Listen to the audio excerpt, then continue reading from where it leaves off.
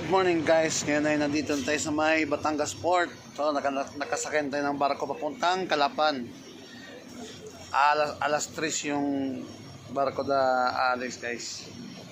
So mamaya lang, mga alas 5 or alas 6 nasa Calapan na kami. Batangas Port guys. So maluwag, walang ganong pasahero. So, dito tayo. Buti na lang guys, kanina pag alis namin ng Taguig, lakas ng ulan, nakisama yung ulan. Oh. Montenegro. Ayan. Montenegro ng kabila. Andun.